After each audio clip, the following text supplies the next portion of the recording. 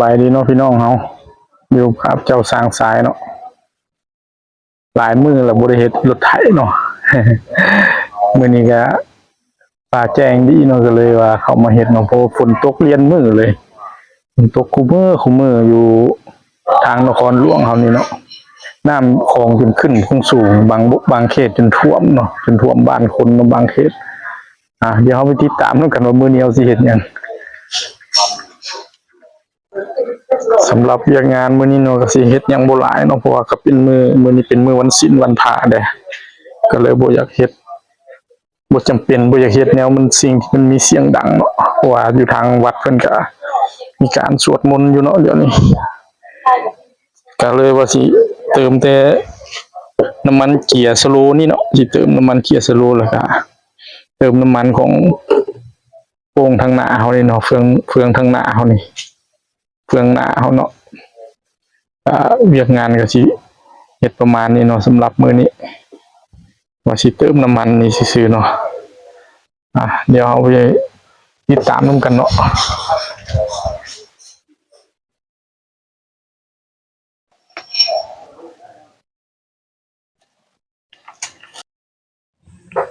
ในส่วนนี้เฮาก็สิ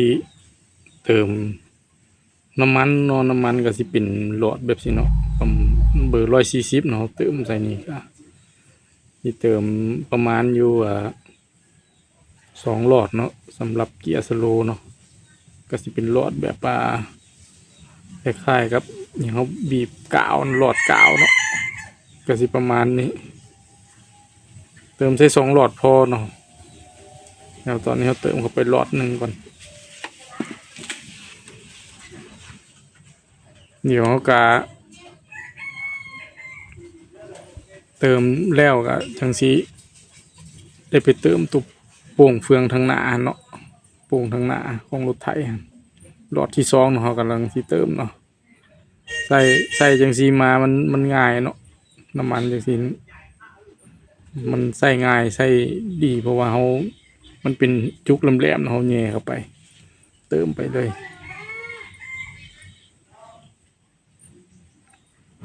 ก็สิเติมในเบื้องต้นก็2หลอดก่อนเนาะ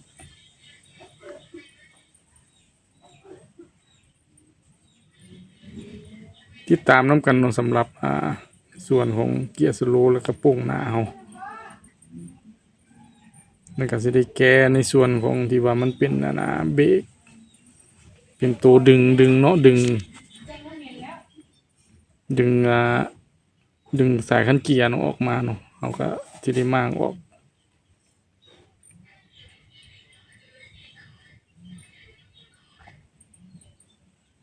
มื้อนี้ก็อากาศดีเนาะบ่ฝนบ่ตกเนาะมีแดดแน่น้อยนึง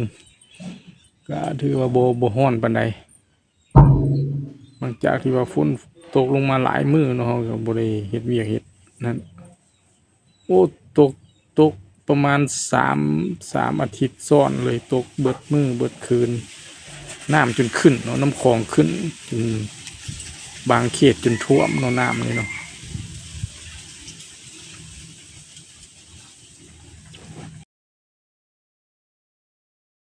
เฮาก็สิเติมไปเรื่อยๆเนาะหลังจากที่เติมเกียร์สโลว์แล้วก็จังสิไปเติมโตกระโปรงหน้าเนาะ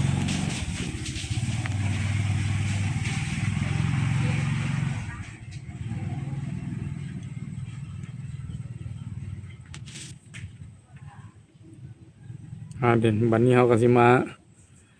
เติมในส่วนของโป่งหน้าเนาะก็สิได้หันน็อตออกมาก่อนเพื่อว่าเฮาจะได้เติมได้ง่ายขึ้นเนาะเอามาเบิ่งนํกันว่ามันสิใส่เบิดจักหลอดเนาะว่าโป่งตัวนี้มันเป็นโป่งใหญ่เนาะเป็นโป่งของรถไถโรงงานเนาะมันสร้างสายกาว่าประมาณ3ลิตรหรือ4ลิตรพุ่นละเพราะว่ามันมีเป็นเผาหนาเนาะมันสิไหลไปทั่วเบิดไหลไปตามเผาเนาะเพื่อว่าให้มันรอเลี้ยง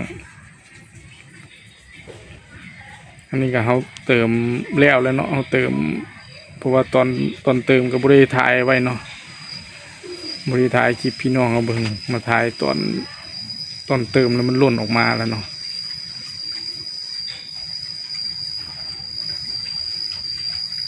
แล้วก็สิได้หันประกอบเข้าคืนเนาะ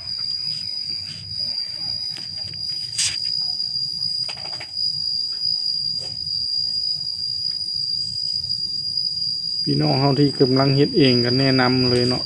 ในส่วนของโป้งหน้านี่มันอยากให้เอาโป้งที่มันรอบมันตรงกันเนาะรอบโป้งหน้าโป้งหลังเนาะให้มันตรงกัน เพื่อในการไล่รอบเฮาไล่หาเฟืองโซ่ที่ว่าเฮาสิเอามาใส่ในการขับเคลื่อนเนาะให้มันตรงกันมันจังบ่ยากเนาะในการไล่หาแขวเฟืองโซ่ที่ว่าเฮาสิเอามาใส่เนาะแล้วก็สิได้เก็บอันหลอดเป่าเนาะหลอดเป่าที่ว่าเฮาเติมตัวโป่งหน้าแล้วเนาะก็ที่ว่ามันเหลือติดอยู่ทั้งก้นของหลอดน้ำมันนี่เนาะที่ได้เอามาถอกใส่ในส่วนของเกียร์สโลว์เขาเนาะเพราะว่าเกียร์สโลว์นี่สิบ่มีระดับเนาะบ่มีระดับดอกบอกว่าเราควรต้องเติมส่ำใดเนาะแต่ว่าเราก็กาบ่ให้มันหลายเกินไปเนาะมันหลายเกินไปเวลามันร้อนมันก็สิปุ้มออกมาเนาะแต่ว่าถ้ามันหน่อยเกินไปมันก็สิบ่รอเลี้ยงเฟืองบ่ได้ทั่วถึงสร้างสายก็เลยว่าเก็บเอาในส่วนที่ว่ามันติดค้างอยู่ในหลอดเนาะเอามาบีบ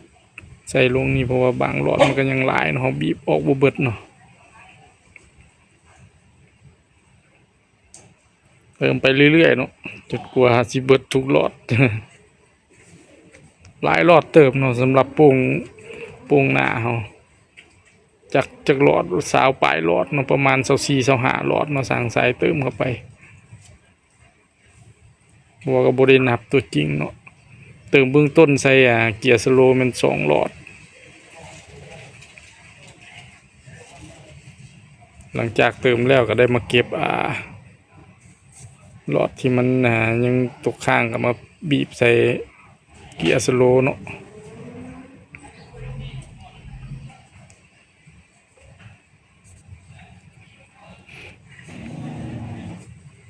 แต่ว่าในเกียร์สโลว์นี่มันสร้างสายทดลองใส่เบิ่งซื่อๆเด้อพี่น้องเด้อ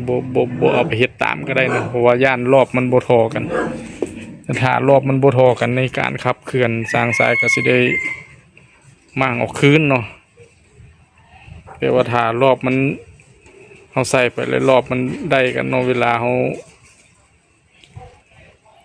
ใส่เกียร์สโลว์เลยการหมุนของล้อมันบ่ดึงกันบ่ดันกันเฮาก็สิใส่เลยเนาะแต่ถ้ามันดึงมันอันนั้นกันก็มันสิได้มั่างออกเนาะเพราะว่ามันมีอยู่2จังหวะเนาะในส่วนของเกียร์สโลว์นี่มันมีอยู่ตัวรอบซ่ากับรอบที่ว่า1-1หั่นเนาะรอบ1-1กับรอบซ่าหั่นถ้าเฮาลองเข้าเกียร์เป็นรอบซ่าเบิ่งถ้ามันบ่ดึงกันก็ถือว่าใส่เลยถ้ามันดึงกันก็แม่นบ่ได้ใส่เนาะ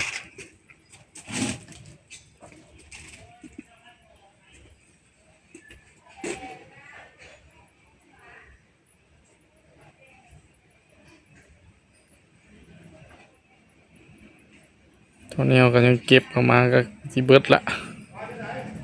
มาเติมใส่หรือว่าเติมบีบเอาน้ำมันที่ว่ามันเหลือติดค้างอยู่ในหลอดนั้นมาบีบใส่กันถือว่าเบิดทุกหลอดละก็น่าสิเพียงพอเลยสำหรับ